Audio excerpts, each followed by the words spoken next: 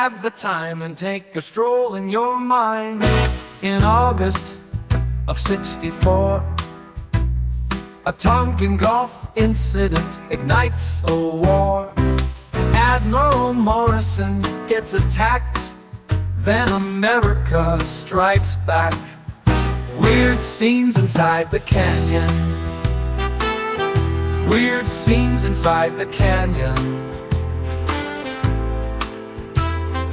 Military kids depart the hill, and into the canyon they will fill. They protest people who kill, but are they any different still? Weird scenes inside the canyon. Weird scenes inside the canyon. Welcome to my summary of David McGowan's 2014 book, Weird Scenes Inside the Canyon. This is part 17, chapter 19, Hungry Freaks, Daddy, Frank Zappa. This series is based on a book, so it's best to start from the beginning. I'll leave a link to chapter 1 and a pinned comment. Thanks for watching.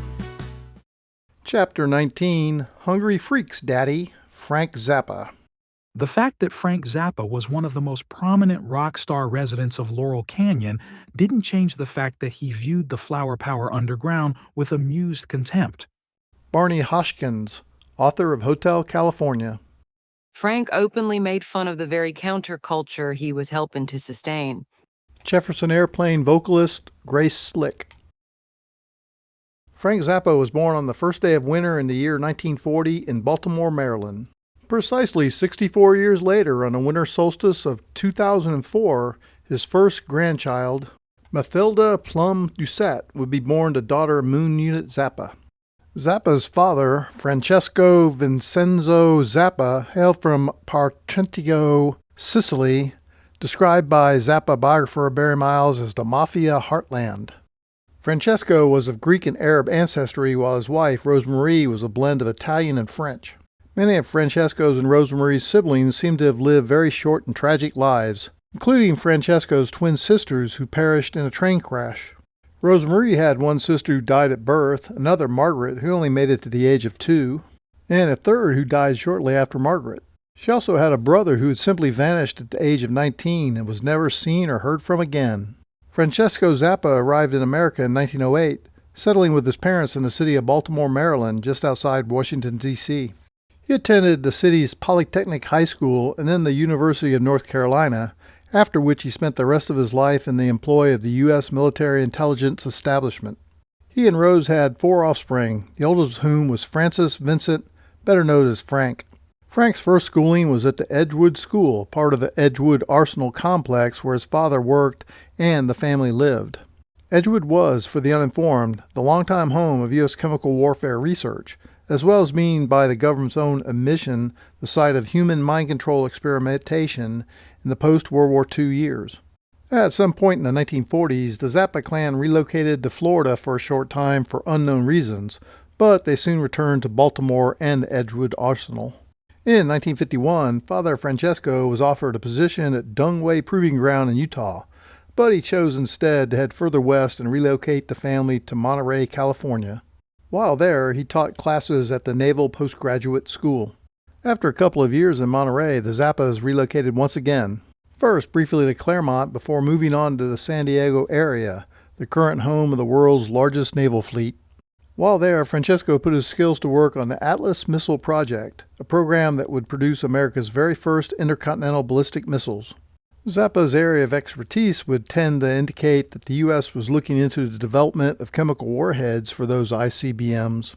That, though, is impossible to determine since Zappa's work in San Diego and elsewhere was classified.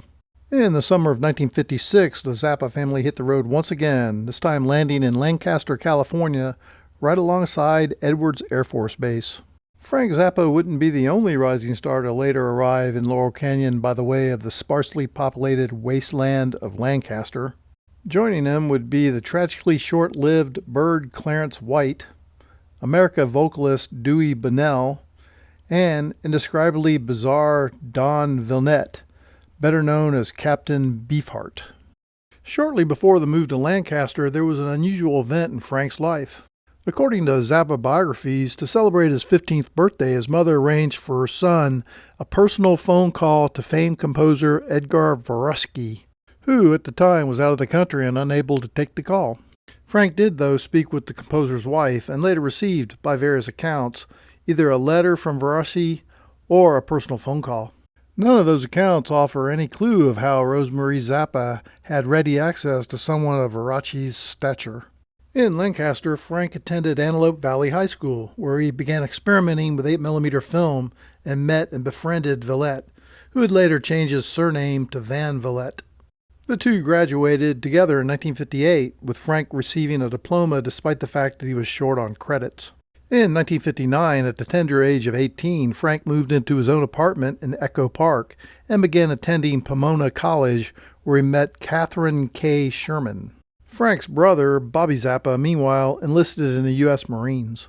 On December 28, 1960, just a week after Zappa's 20th birthday, Frank and Kay were married, and Frank began working in advertising. The marriage would last just 4 years. Not long after marrying Sherman, Zappa became involved with character actor Timothy Carey's bizarre underground film project known as The World's Greatest Sinner. Zappa provided the soundtrack for Carey's experimental film, which remained largely unseen for decades after its completion in 1962. The occult-based plot revolved around star Carey's metamorphosis from insurance salesman to rock star to cult leader to self-proclaimed god. At around that same time, Zappa met and played occasional gigs with Terry Kirkman, who would later form yet another Laurel Canyon-affiliated band, The Association.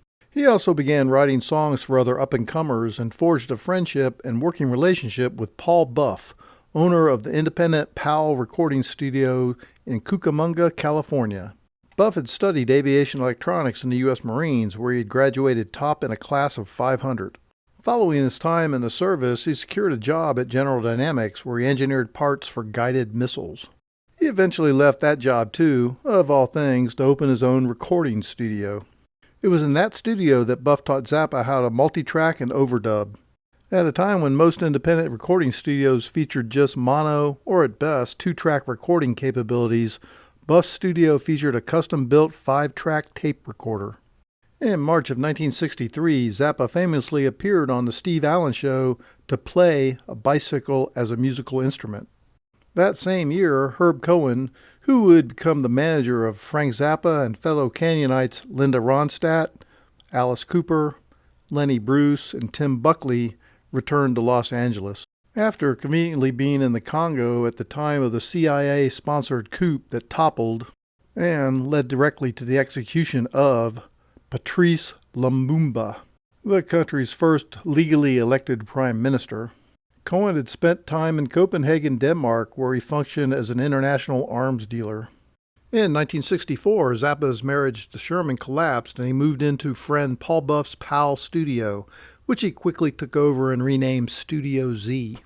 Not long after, in a curious incident in March of 1965, Zappa was charged with conspiracy to commit pornography after accepting an offer to produce erotic audio tapes in his studio home. He was sentenced to a 6-month stint in jail, but all but 10 days were suspended. A year later, in June of 1966, Frank Zappa and his recently formed band, the Mothers of Invention, released the groundbreaking album Freak Out. It was, depending on who's telling the story, either the first or second double rock album. Bob Dylan's Blonde on Blonde was scheduled to be released a month before Freak Out, but Dylan's album was apparently delayed. It was also the first rock concept album and the first to print the lyrics on the album sleeve. During the recording of the album, which featured contributions from Vito's Troupe, Bobby Beaujolais, Frank's ever-present groupies, and various other hanger-oners, Frank moved into a Laurel Canyon home on Kirkwood Drive with Pamela Zabruka, also known as Susie Cream Cheese. In the spring of 1967, Frank signed a contract to play at the Garrick Theater in New York, an engagement that would last 6 months. On one notable occasion, Zappa invited active duty Marines onto stage and handed them a doll, which he instructed them to pretend was a gook baby. The GIs happily obliged the request and gleefully dismembered the doll while Frank looked on. Though Marines weren't normally part of the show, concerts by the Mothers often included the hurling of severed baby doll heads into the crowd of gaping groovers? As former GTO Pamela Desbarez remembers in her book, I'm with the Band. It was a practice that Zappa protege Alice Cooper would greatly expand upon. On the autumnal equinox of 1967, Zappa married Navy brat Adelaide Gale Sloatman, who was then working as former cop gangster Elmer Valentine's personal assistant, overseeing the operation of the Whiskey A Go-Go and the trip. Just 1 week later, on September 28, 1967, daughter Moon Unit Zappa was born. She would ultimately be joined by 3 siblings, each bearing a progressively more bizarre name. I'll do my best on these. Dweezil Zappa, Amet Amurika Rodan Zappa, and Diva Thin Muffin Pygmy Zappa. All would be pulled out of school at the age of 15, and their father would refuse to pay for any of them to attend college. The Zappas soon returned to Laurel Canyon and took up residence in what had already become the community's most notorious commune, the iconic log cabin. Desbarez described the living conditions for her and other future members of the GTOs. Lucy and Sandra shared the vault in the basement of the log cabin that Tom Mix built. Directly across from the vault was a large closet where Christine Furka privately resided.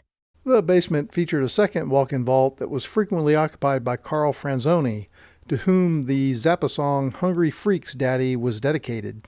People lived in every nook and cranny of the property, as well as on the grounds, which came complete with a stream, a mini lake, caves, and hideaways. Also at that time, Zappa and manager Cohen jointly launched 2 record labels, Bizarre Records and Straight Records.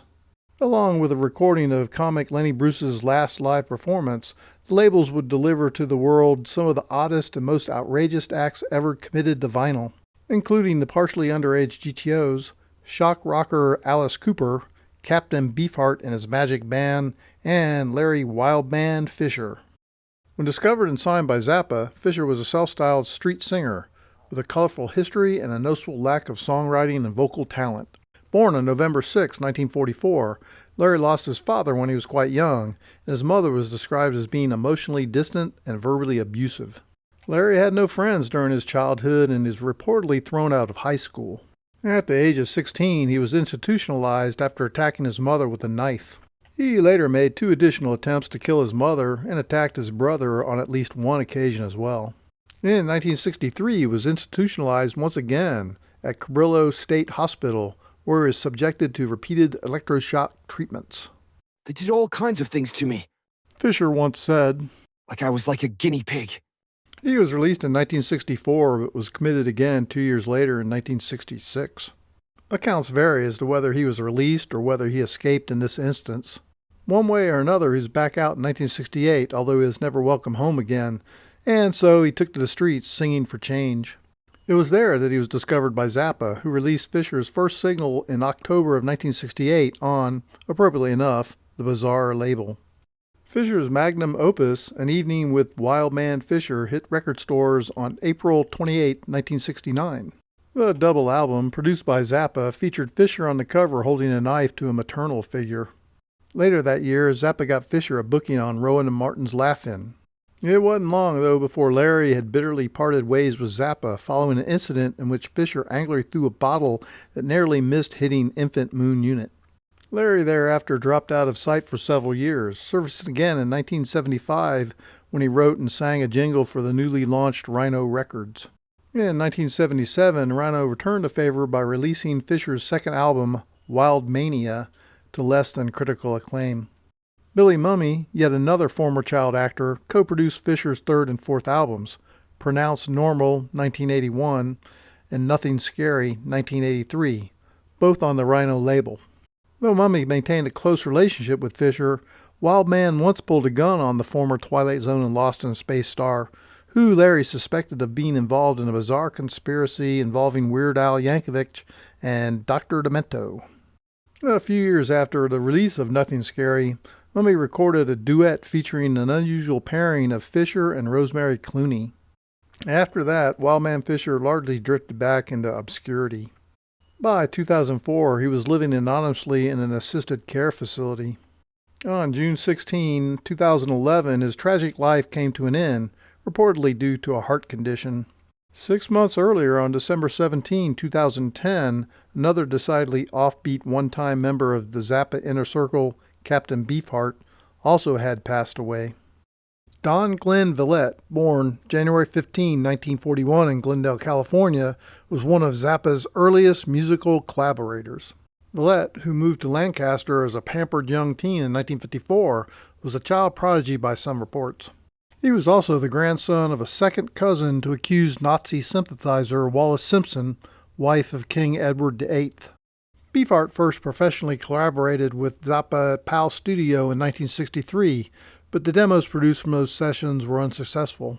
Villette then worked for a while as a door-to-door salesman, during which time, if legends are to be believed, he sold a vacuum cleaner to psychedelic pioneer Aldous Huxley.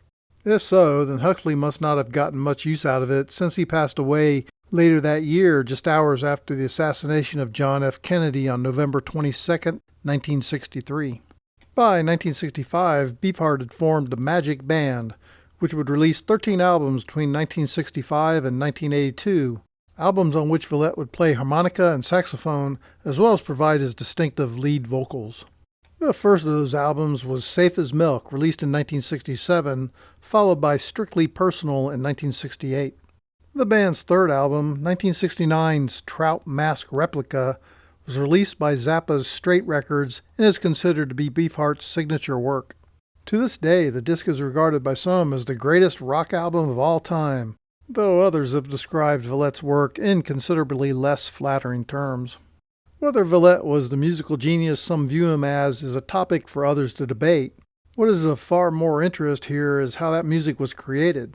Trout Mask Replica was recorded in a tiny two-bedroom house with blacked-out windows in Woodland Hills. It was there that Beefheart's band members were essentially held prisoner for 8 months, with the captain in total control of everything, including the band members' eating and sleeping schedules. The drummer, John French, has described the atmosphere in that house as cult-like, and has made ominous references to brainwashing sessions. The musicians were restricted from leaving the house and were forced to rehearse for 14 hours every day. They were subjected to both sleep deprivation and food deprivation, and they were actively encouraged to physically attack each other. Beefheart would frequently use physical violence to keep the others in line.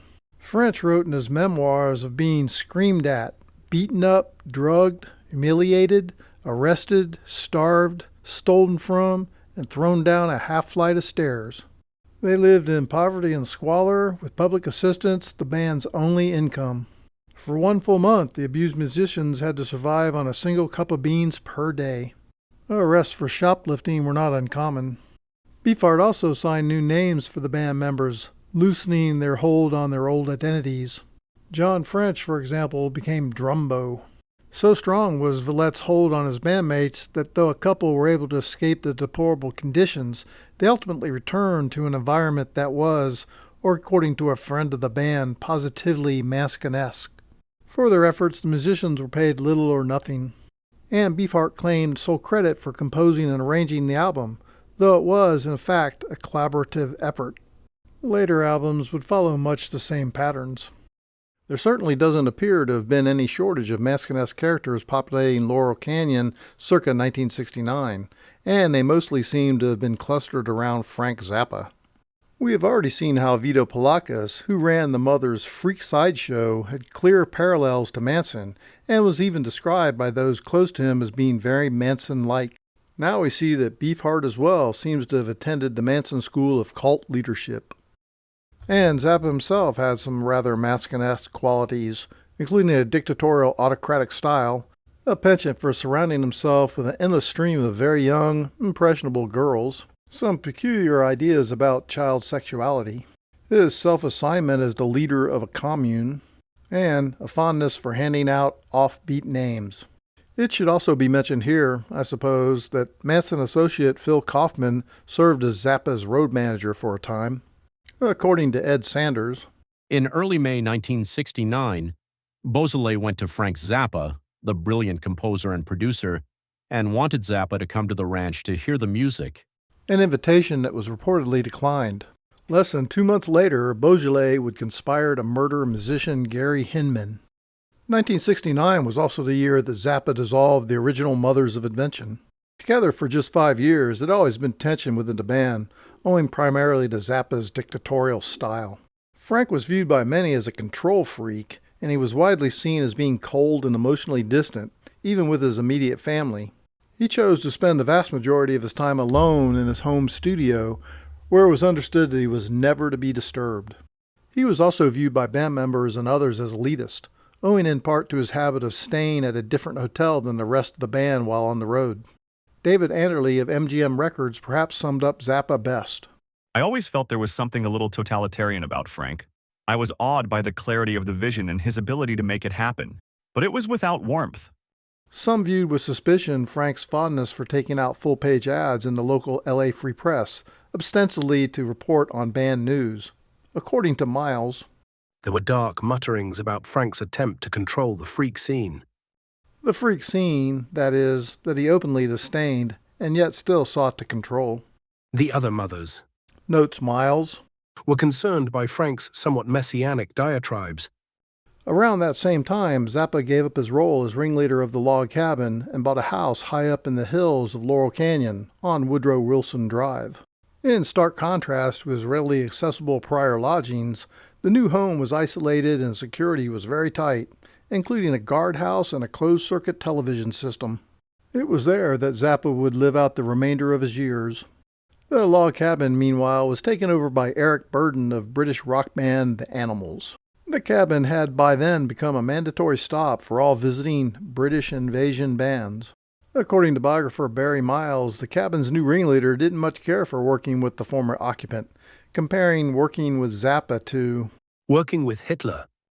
Zappa's move and his newfound obsession with security was said to be prompted in part by a curious visit to the log cabin in the summer of 1969, the summer of the Tate LaBianca murders. A man identified as only the Raven arrived wielding a gun. Little else seems to be known about the incident, but it's interesting to note that just a few years earlier, a guy who was very fond of that monkeyer had arrived in California.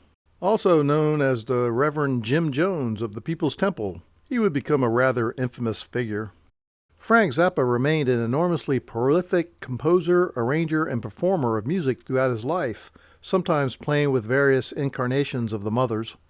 Although never a huge commercial success, and almost never heard on the radio, his immense body of work is widely respected among fellow musicians and is considered to be hugely influential.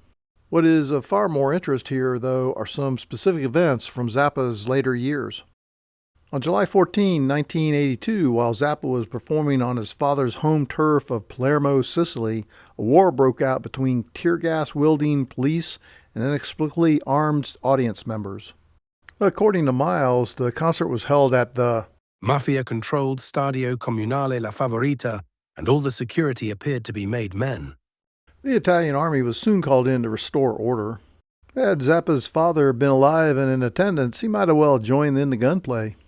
He reportedly owned a handgun that he at times threatened to use, and he also was said to enjoy a good brawl now and then. In September of 1985, Frank testified before the Senate Commerce, Technology, and Transportation Committee, taking Tipper Gore's PMRC committee to task over the issue of record album labeling. This is said to have ignited in Zappa a passion for politics, to such an extent that he dabbled with the idea of running for president. What he ultimately decided to do instead was to serve as something of a frontman for organizations like the World Bank, the International Monetary Fund, and the World Trade Organizations. In 1990, he visited Czechoslovakia at the request of the newly installed President Václav Havel, who asked him to serve as a consultant on trade and tourism.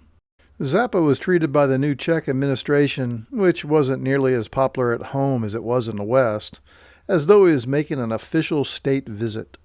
He announced that he had come to Czechoslovakia to see communism die. I have been an enthusiastic capitalist for years. He also announced his intention of starting up an international consulting firm aimed at breaking down barriers to Western trade and investment. Toward that end, he began meeting with multinational corporate entities that had an interest in investing in Czechoslovakia.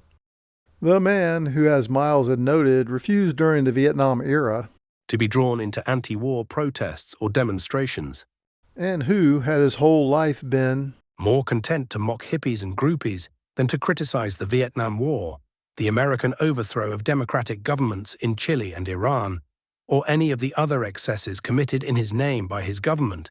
Had now Internalized the whole time-life anti-communist line.